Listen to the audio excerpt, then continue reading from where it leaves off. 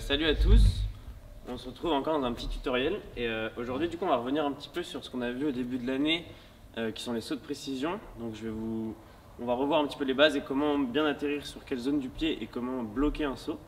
Et on va essayer par la suite de mélanger ça avec un peu tous les passements qu'on a vus avant dans les autres petites vidéos pour voir un petit peu comment est-ce qu'on peut mélanger tous les mouvements que vous avez commencé à acquérir.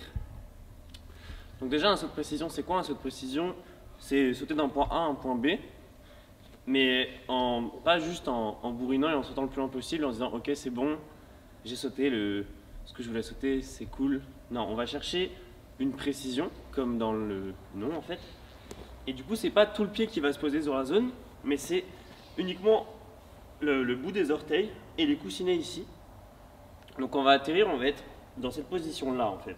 Et le but de cette position c'est parce que votre talon il est vachement sensible et si vous atterrissez avec le talon, ça va être un choc qui va vous prendre dans tout le dos et c'est vraiment pas bon. Donc ce qu'on va chercher, c'est le bout des pieds pour pouvoir plier les jambes et chercher à stabiliser un saut. Donc par exemple, ici je peux vous faire un petit saut de là à là. On va venir les bras devant, derrière et hop, on met le bout des pieds, on essaye de rester en place. Donc ça, faut en bouffer et vous pouvez le faire par exemple avec des lignes là. Entre chaque tatami, il y a des petites lignes.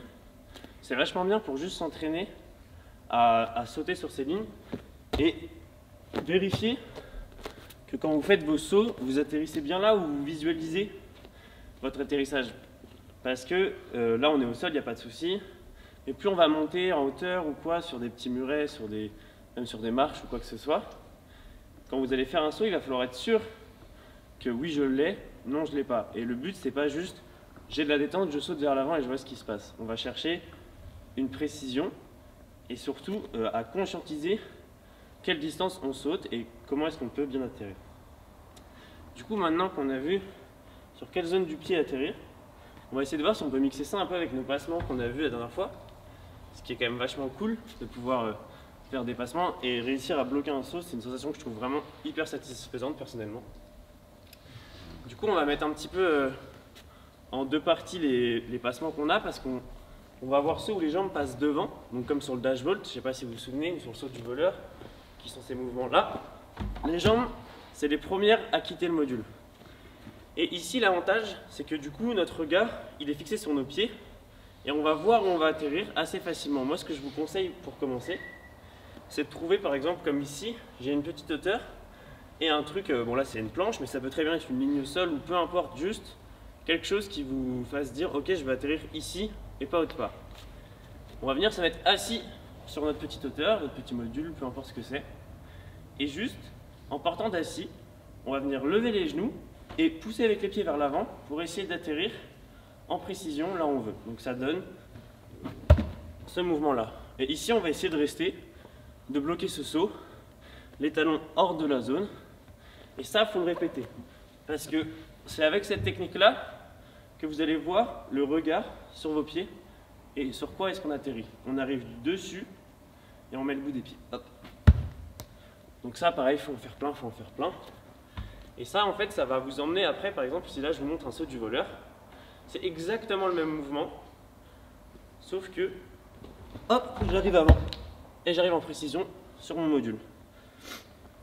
Et en fait, juste en partant d'assis comme ça, vous avez déjà habitué dans votre tête à voir ok, qu'est-ce qui se passe en l'air dans mon saut, qu'est-ce qui me fait me dire là je suis bien, là je suis pas bien.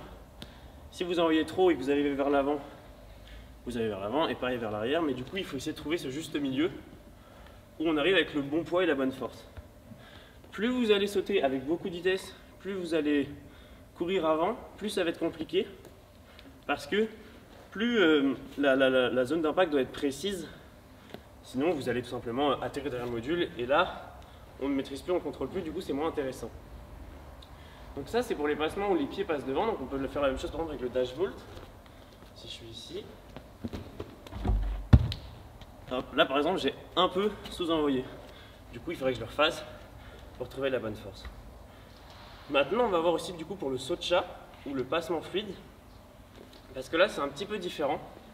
C'est pas vos pieds qui vous guident, mais c'est aussi votre bassin qui doit sortir pour vous emmener une vitesse. Donc sur le saut de chat, je vous rappelle le saut de chat, du coup c'était celui-ci. Et là, on va trouver une étape intermédiaire pour passer du saut de chat au saut de chat précision sur cette petite planche. Ce qu'on va faire, c'est venir monter sur le module en saut de chat et faire le saut de précision. Donc ça, on peut le répéter, pareil. Soyez bien à l'aise avec vos sauts de précision. On y va tranquille sur un marquage au sol ou quoi. Et là, maintenant, le but, du coup, ça va être d'enlever cette étape intermédiaire où je viens mettre mes pieds. Et pour ça, il n'y a pas trop de secret. Il faut bien faire le saut de précision avant, être sûr que l'endroit est sans risque. Et à ce moment-là, vous pouvez commencer à y aller. Donc ça va donner, hop, saut de chat, précision. Donc là, pareil, j'en vois trop. Avec le saut de chat, c'est assez dur parce qu'en fait, quand vous prenez votre élan, vous visualisez pas l'obstacle s'il est en dessous comme moi. Et dans ce cas-là, il va un petit peu falloir répéter et trouver ce juste milieu. C'est pour ça que, par exemple, sur un saut de chat précision, il faut vraiment en avoir fait beaucoup pour pouvoir se lancer un peu en se disant « Ok, c'est bon, ici je l'ai », parce que c'est vraiment à vous de savoir, en regardant ici, est-ce que ce saut est à ma portée ou non. Donc là, je vais réessayer, par exemple. Pareil, il n'est pas stick. Et du coup, voilà, ça c'est les petits tips pour un petit peu avoir des intermédiaires. Et pour terminer, il y a aussi du coup le passement fluide. Celui-ci là, où on vient, hop, clac, clac. Là, vu que c'est une jambe qui est sortie, on va reprendre un petit peu ce qu'on a vu tout à l'heure avec le dash vault et le saut du voleur. C'est encore un pied qui guide, sauf que cette fois, vu qu'il n'y en a qu'une, il va falloir aussi sortir le bassin vers l'avant. Je ne sais pas si vous voyez la différence entre cette position ici et cette position juste là. Où là, mon bassin, il continue dans la ligne de ma jambe pour avancer vers l'avant. Et en fait, ici, en repoussant dans le bassin et dans le bras droit, on va pouvoir venir chercher le précision. Donc ça, c'est pareil. Vous pouvez le faire en 2 étapes au début, comme on a fait avant pour tous les passements. Donc, hop, première étape, on se place. Deuxième étape. Et ensuite, on essaye d'enlever les intermédiaires et de passer directement au dernier mouvement. Voilà. Donc je vous laisse un petit peu chercher avec tout ça et essayer encore une fois, trouver des marquages au sol ou des choses juste pour me dire ok, quand je fais un passement, c'est ici que j'atterris. Si je veux atterrir là, qu'est-ce qu'il faut que je fasse? Est-ce qu'il faut que j'envoie plus de force, moins de force, etc. etc. Voilà, c'est tout pour aujourd'hui et je vous dis à la prochaine.